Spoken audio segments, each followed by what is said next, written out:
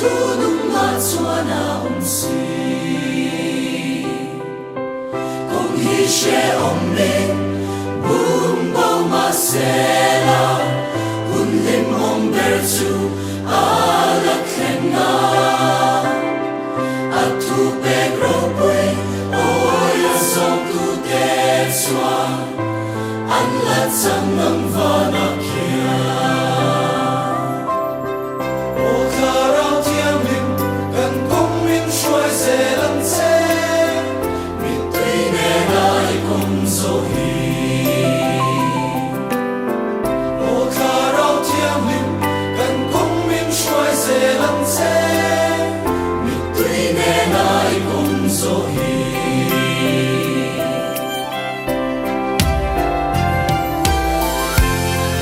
so na sural pa tu pe oya som tu ta mali mal so na su kin lung ta ka Wala. Kan sign cross hin siana siamin nilotan ang u. Pale fa pale tharau thiang lim mingin.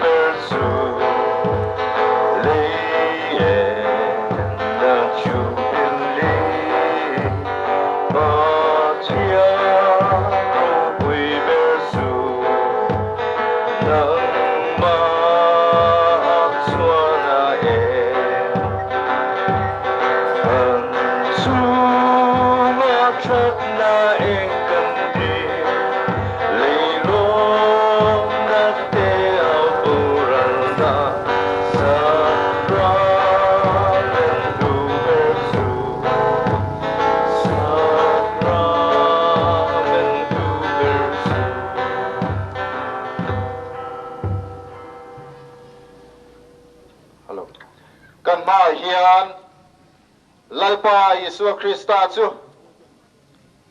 changa langin aroi ni lar le ta kanom mun thewa trang hian za takin kunin chibai bu kang u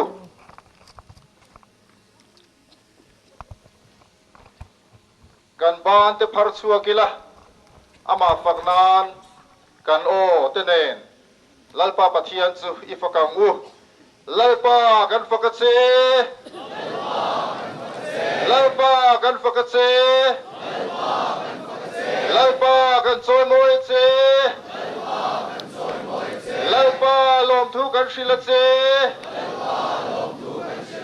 อิสุกันโลเม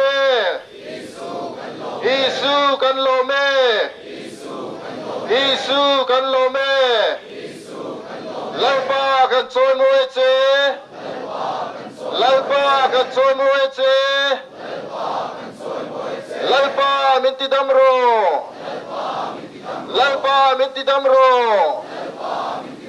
ลัลปามินติดัมโร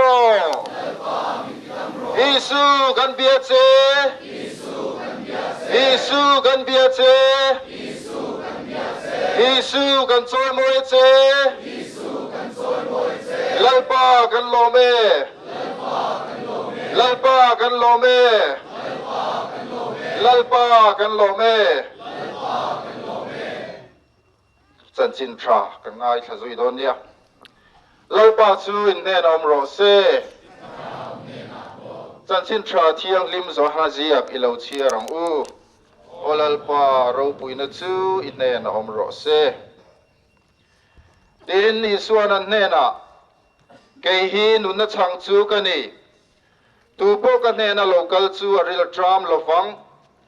ตูโปมิริงจูเองติกไลมาอินอตุยฮัลโลฟังอติยาลัลปาจันจินทรานี่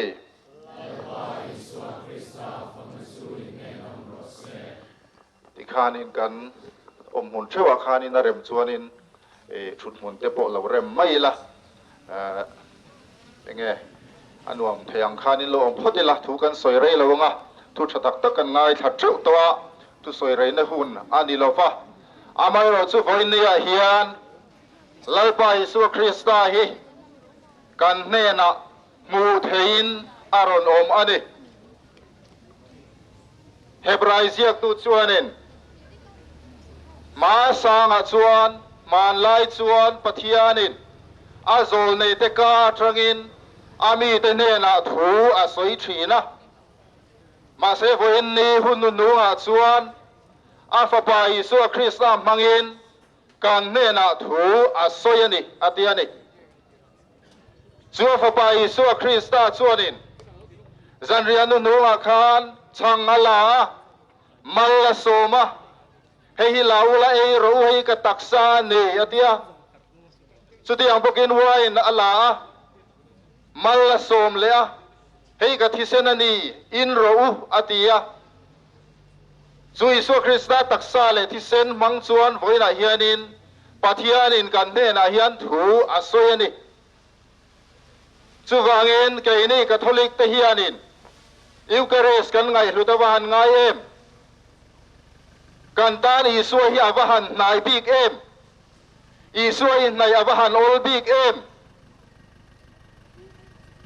คริสเตียนโปตัมตักกันโอมากูฉันเลไรตัมตักจะโปกันโอมานี่ซึ่งมีแต่เนี่ยนะชวนริงตูเต็นเนี่ยนะอิสวยอินลันชีนั่นนี่สุดที่ยังดูส่วนนี้ปะเทียนถูตะกันเชียระเกมาตะกันลูตะปะเทียนกันซงนะสักทีนั่นนี่อามาเราจะเกนี่ริงตูตะกันทลิกกูฉันมีแต่ตานส่วนอิสุคริสตายูเครสเตียงลิมอมฮีในอาอลลุตุกันนี่เฮอิสุเฮียนมินในปีกลุตุกันนี่ส่วนส่วนนี้ฮีปันชีนังโอมูลาอมลายเฮลปาชัวอูลาอันไหนลายเฮียนทรงรู้ว่าที่นี่จู่ฟังเห็นอิสุคริสต์เหตุอมลายเฮียนทรงอังอูยูเครสเตียงที่มาเห็นอีปันชีนังอูติคราเสด็จฮาร์เลยละเป็นคาทอลิกของฉันเตกันวันนี้เมื่อนักการสวยชีนะนิจานาพวกฮานินฟาดร์เตกาทรินกันง่ายท่าสักระเมนตามตักกันเนียปัสริกันเนียจู่มังเตชวนินปะเทียนิกันเนน่ะทัวสวยมีดังเตในเวลคอนเฟสชันเตกันเนียเที่ยวจะช่างเองกันชาราโจมเททิลที่กันในตำลุตุกันนี่มีเที่ยงเล่มกันสวยมวยนะเต heng zong te kan tharau chom thei thil ani ti chuanin he Eucharist thiang lim ro hi chu atak takai Isu Krista kan nena omna ni wangin hei hi ipan thinangu ama hi inai thinangu mitam takin kan hre thiam lo ani Eucharist hi Isu hun lai ngei bo khanin a zir tiam da khan hre thiam lo hei hi ke hi wana tanga chang nung lo chuk ani ka taksa hi ei tur tak ka thi sen hi in tur tak ti lai bo khan tam tak chuanin an kal bo san ani ma se Isu khanin a thu kha azuk reng lo a har sani amar chu nang le ke chu kan van nei em mi thiang lem polan koren le ka thon pakhat na khan a soya eng tin nge Greek ho chuanin fin na an zong thina Juda ho chuanin chin chian an phuta ke ni ro chuan khen be Isu Krista hi kan puang chuak ani a thu hi kan hril ani ti ni chu khen be Isu Krista chu Juda ho tan chuan tluk na ania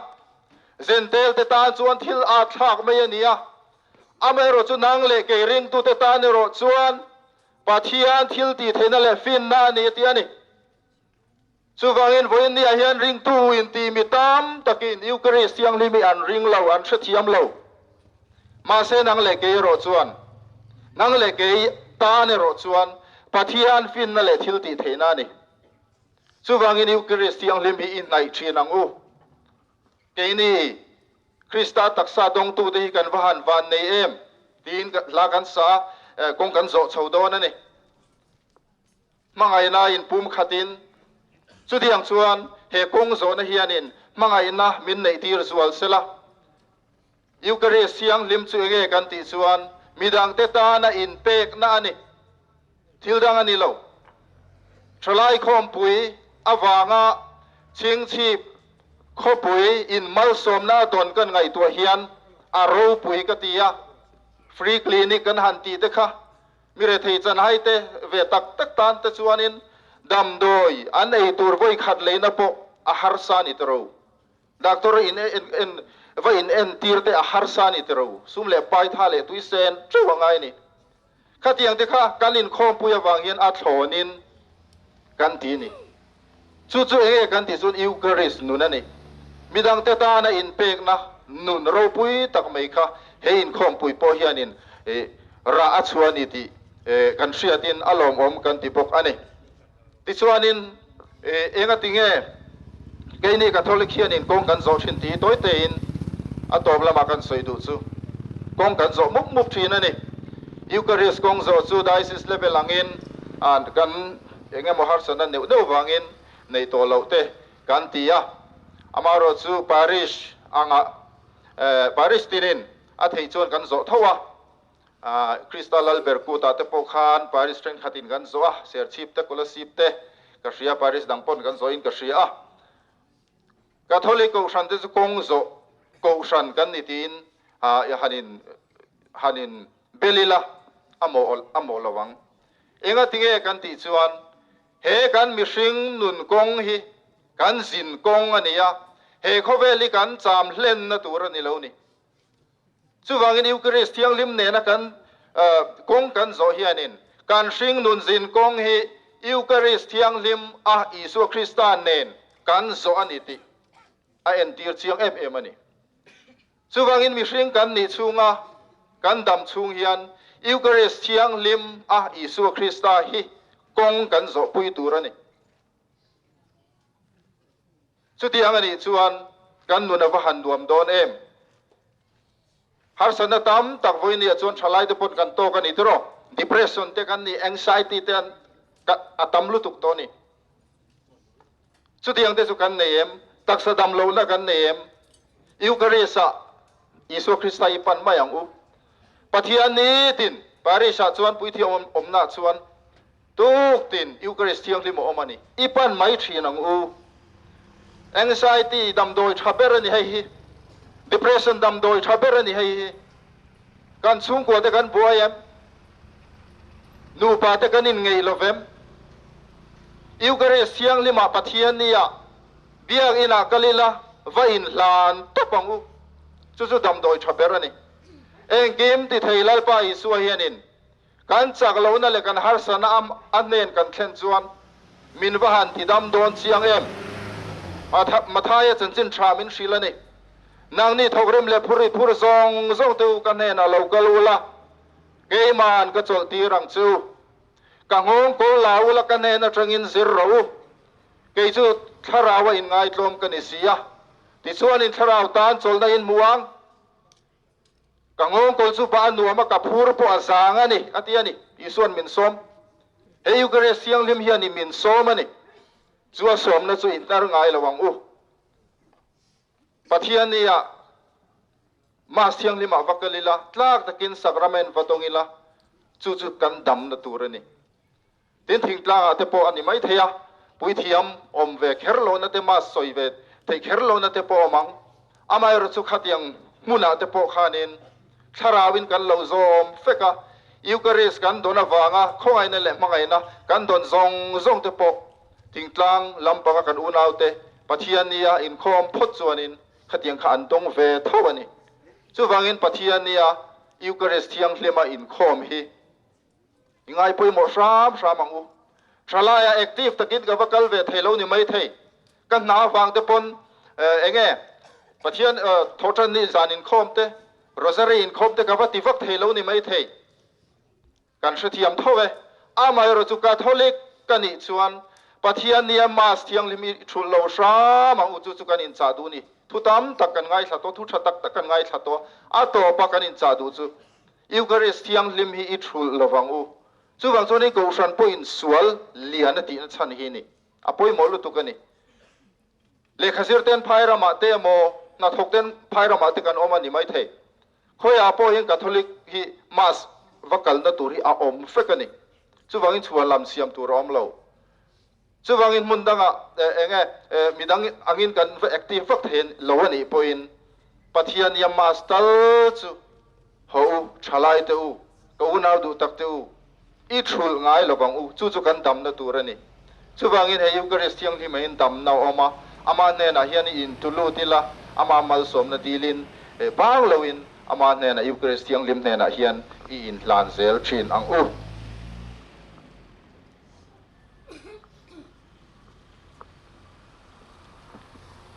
oti khan kan shoi tu ten kan kaldan tur kha an rem toin ka sia mani om na hun tura theu kalila kongzo kan tan don nia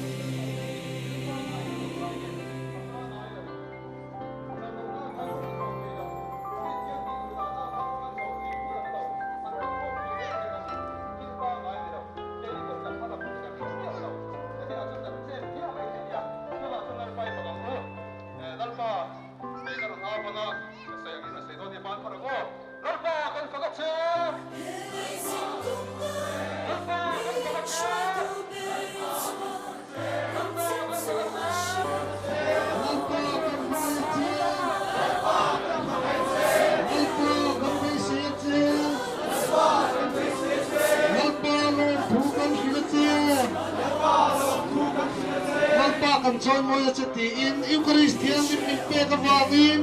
narpa kan itak sale tisen min pe ka wangin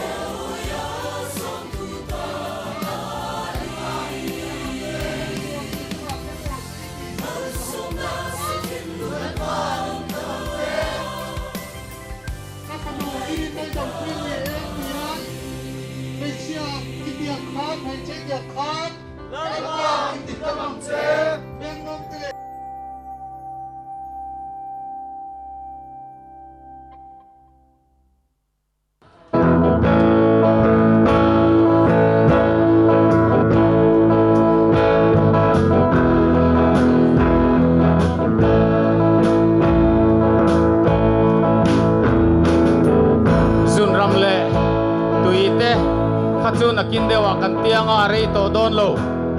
alo theng ma sa sa kha ron lu zelula Eucharist moron theng chawa mai chama da ni don ani chawangin akal ma sa sa theng ma sa sa i chung lama pandal lama hian lu tang le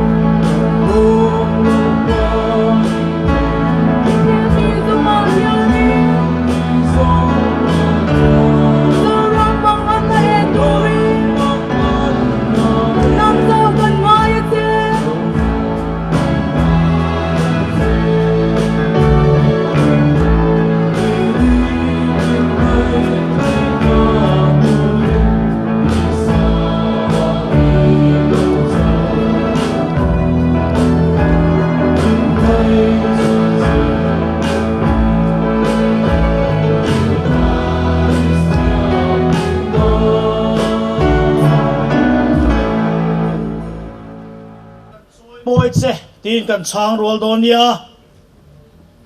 sakramena lali su duomber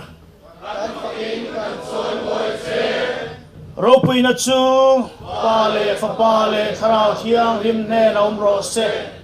atira umangin tunale chatuanin amen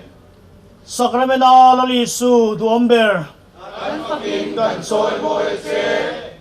ropui na chu pale fa pale tharau thiang rim ne na umro se atira umangin tunale chatuanin amen sakramena lali su duomber ropui na chu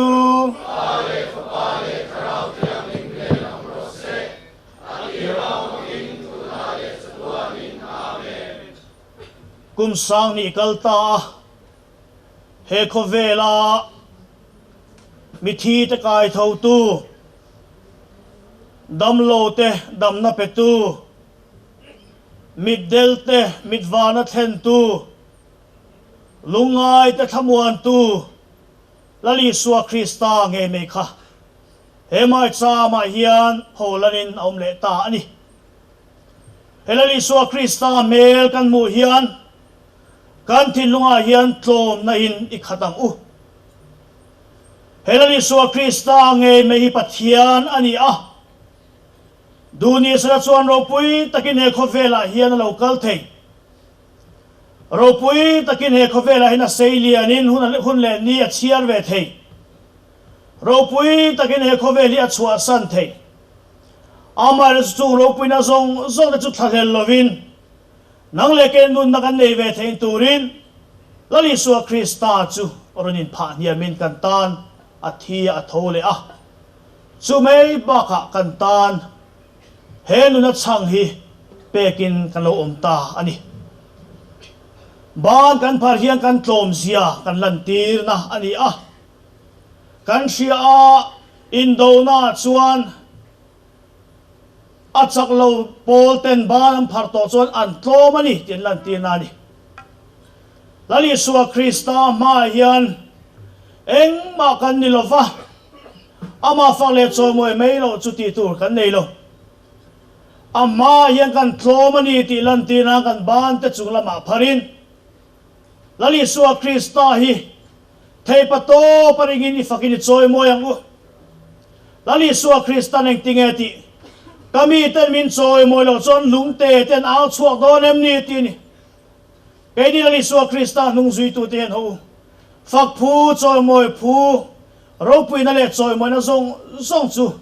he lali suwa Krista mai chama sacrament ne na hi ni hlanang u lalpa kan fakache lalpa kan fakatse lalpa kan soy moi che lalpa kan biat che lalpa kan mangai che lalpa min di damro lalpa min di damro lalpa ka chunga zanga yang che lalpa ka thin lunga lal berang che lalpa kan kotlanga lal berang che lalpa kan kaushana lal berang che lalpa kan chungkwa lal berang che hallelujah hallelujah hallelujah lalpa kan lo me phang na le choi moi na la ilok sang u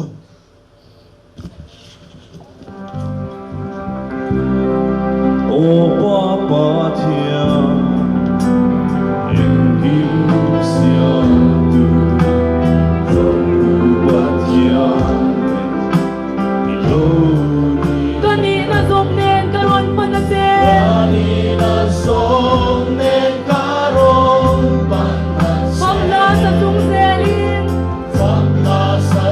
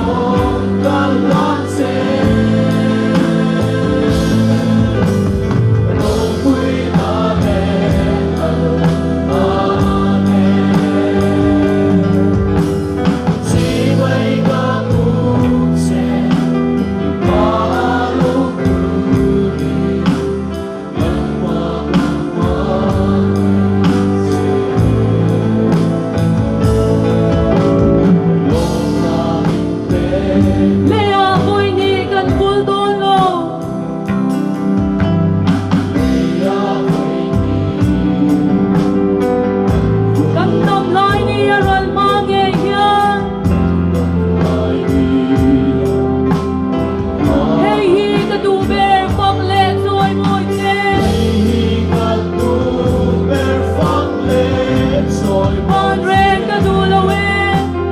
ban reng nan Rồi môi na zong ka lan se rồi môi nan sông can lan se lòng quy ta về ta về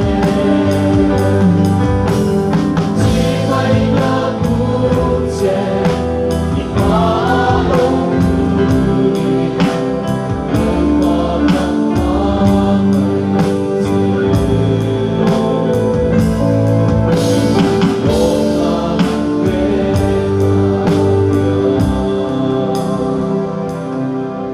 Pathian hi mangai na le zangai na in akhata Peter le khathon pani na bungthum sangkwa chuan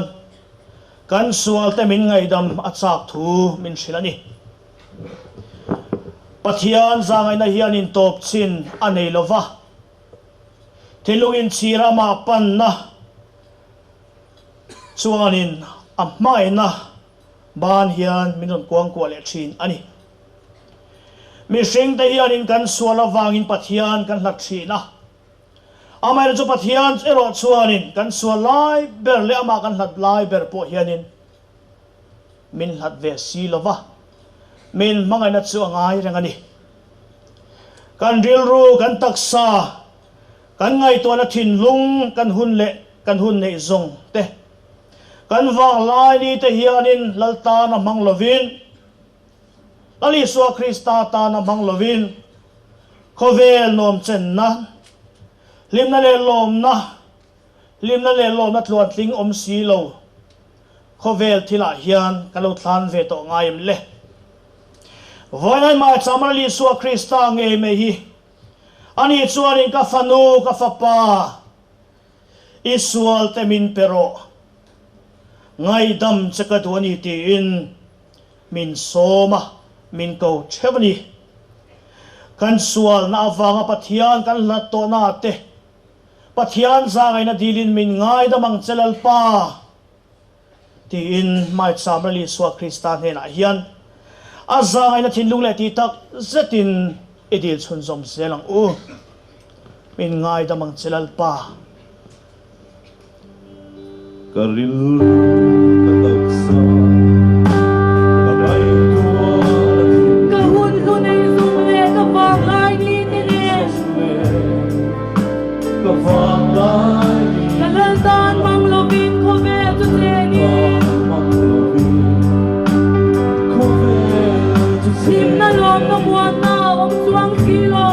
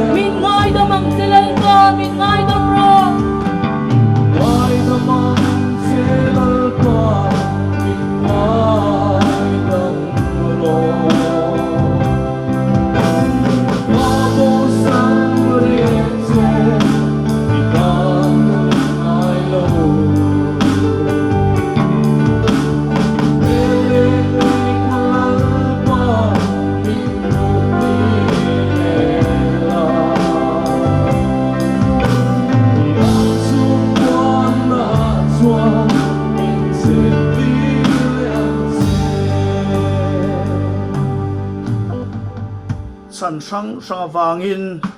kan thalai tam tak te chuanin Eucharist rali suwa Krista hi an hlat to a ko san bel na chang an hreto lova khovel an tla na satawa in biakin kong shelo tam tak pon om to ani voina ke ni kaltlangin lalpa zangai na an chunga lalpan he Eucharist kaltlang hian anom nat mun thewa kan Catholic thalai te habik takin lalpa punar zangai na an chan thein turin an ayo in lalpa min ngai da mang chatin chang khane thunon kha sale ila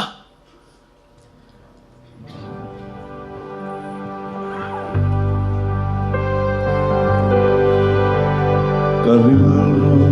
kataksa kamay tua Kahun lunay song le ka pang lai ni tene sumple kamalay Kalaldan mang lubin mo bel sa tenin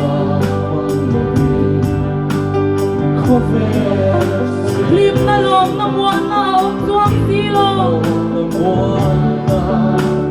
ang swasi Mingay na mang silal mo ay kamang sirpa minay ang duro ako sa reyete bakit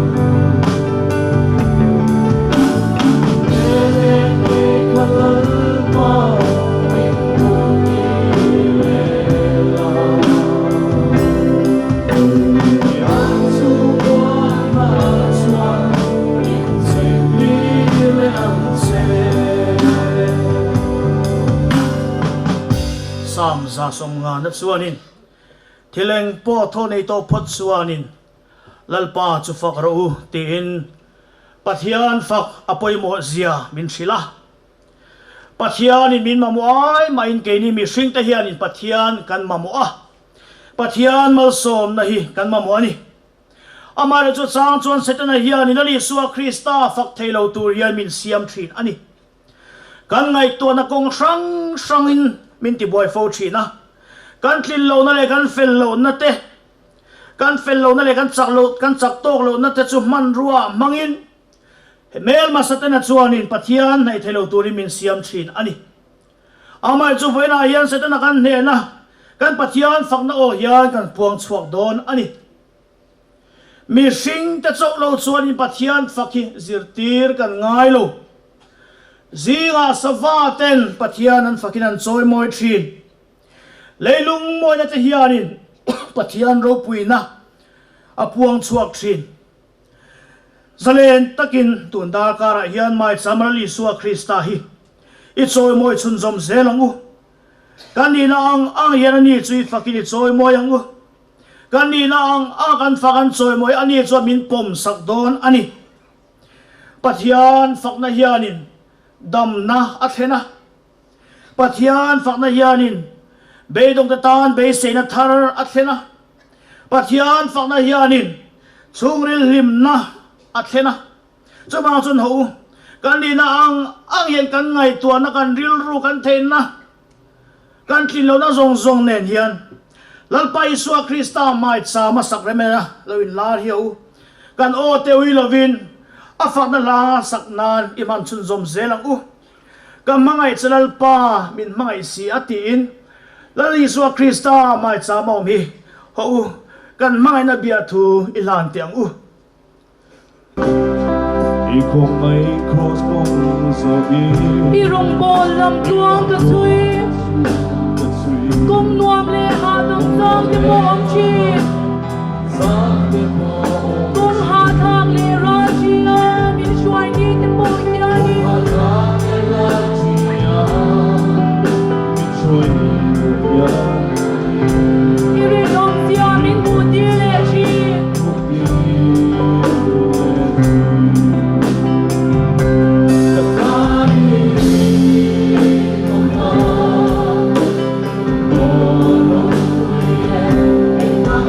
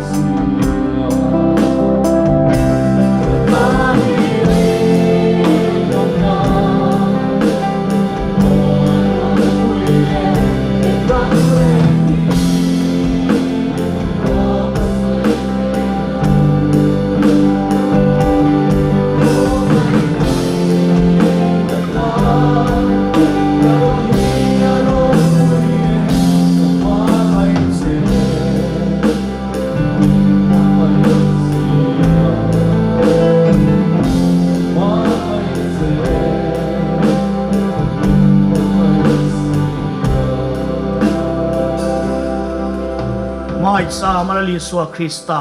hian thil ti theina aoma mai sa malali suwa Krista hian damna aoma beidong te ta na be se na lunga te ta na thamuan na aoma ni pathian tlom na aro puina puan choin aoma pathian mel dom tak chu mai cha ma hian mu turin omani chuban chuanin Isaiah bung som nga panga chang ruka muola lai hian alpa chu zong ula an hai lai hian ko ru ti ya min silang hianin thinung le ti tak zadin mai cha mali suwa Krista hi kan fak la te sa in mu ola tu na lai hianin he hun tra hi mang trang ka yang u he hun ro pui hi mang trang ka yang u nagin loka chonali suwa Krista hi he mai cha ma trang gen lak sonin om le don tun hun ro pui ani a tu di mal son na kan don na hun ani a tu di dam na lali suwa Krista trang kan chan na hun ani awangin mu ola lali suwa Krista hi ibiang u mu ola lali suwa Krista hi ichoi mo yang u pathian mel du ti sa in lali suwa Krista mel dom tak hi mai sama sacrament lali suwa Krista dom tak mai hi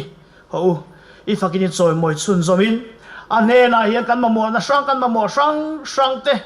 kan lungai na kan manga na kan buai na kan har sat na kan beidon na zong te chu he mai sama lali suwa Krista hin atlanin he la pathian mel dom ti la sachungin trong chanen lali suwa Krista hena in hlan mo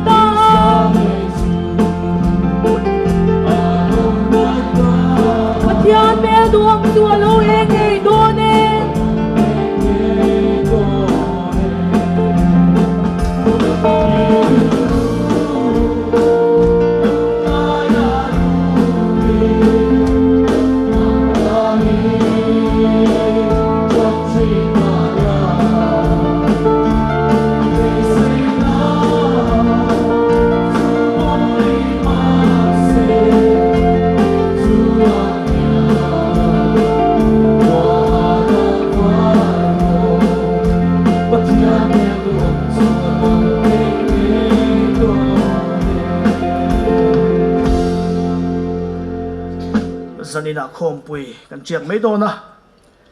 mi tam tak te chuan he khom pui awang hian in hlok na te kan char inarin oma tharau lama bik takin hlok na nein resolution emo thatak tak te pok an lo siam ani theye amai ro chu mi hring mai kan lani si a mi hring mai kan ni chungi chuanin eng anga tum tha po nei la eng anga a resolution tha po siam thin mai la kan sak lova kan thlu thin ani chuwan chuanin pathian om puina kan mamo a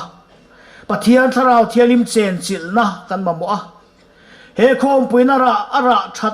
tha kan huna tur chuanin abik takin tharau thialim chan puina ne na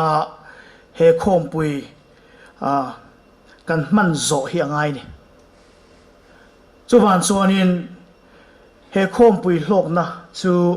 khom pui lai ni lovin khom pui kan zo no hian ara chu kan hmudon ani chumi tan chuanin chura tha chu keimani palai te kal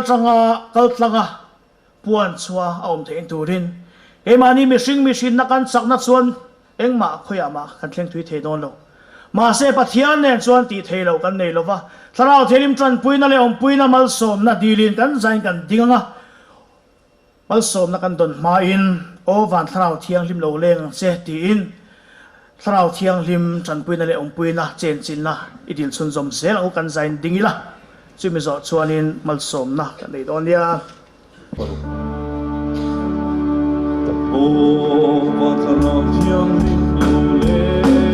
min om puya beng im chin tu kho không ai no hay để chin ma ila xua tui puya kan pin min khal su la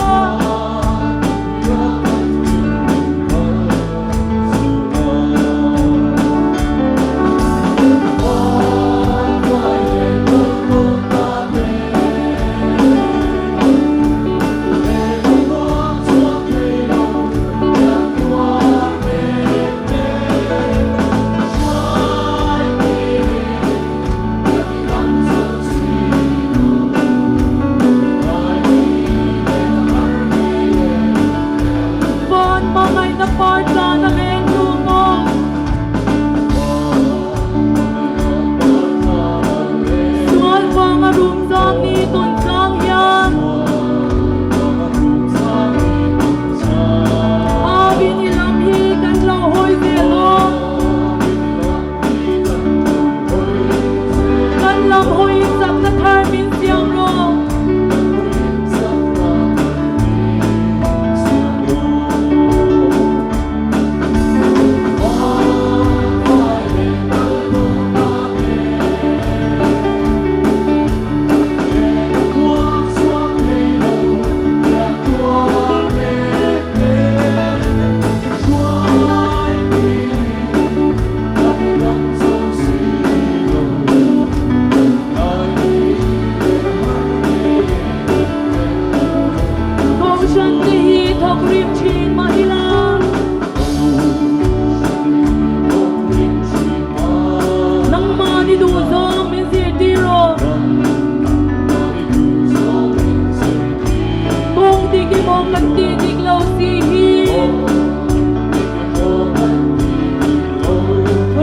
kênh Ghiền Mì Gõ để không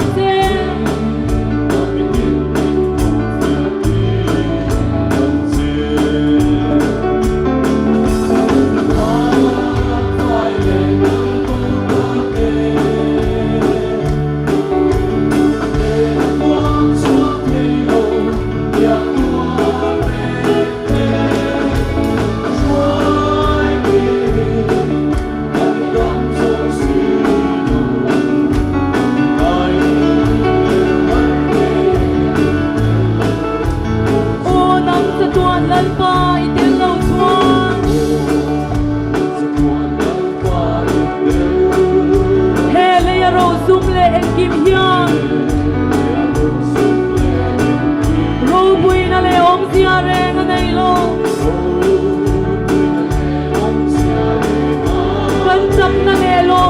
lỡ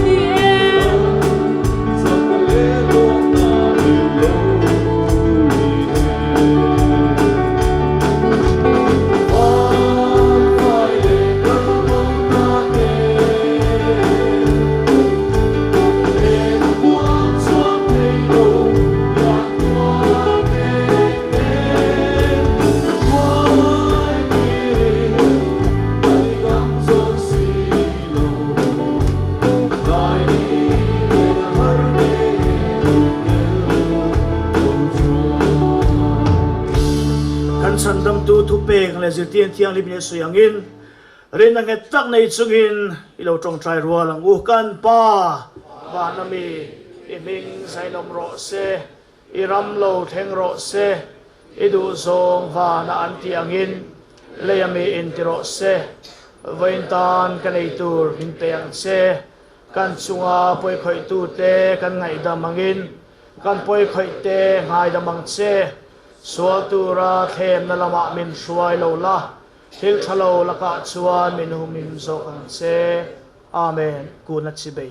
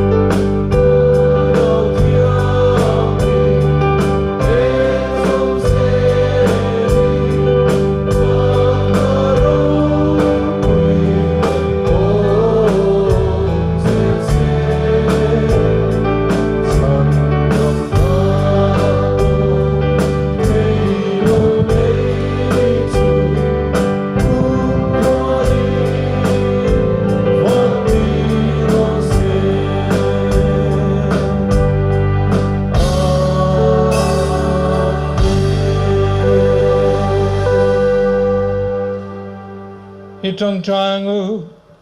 lalpa kan petian vana trangan vana trangin sang nung min pe a he so thilti theina hian inun na chu kan nei reng theinan le nin nung bera chuan ro puina kan thole theinan min pui ro se he kan lalpai swa Krista Tana tuara thia thole mingin gandile. Amen.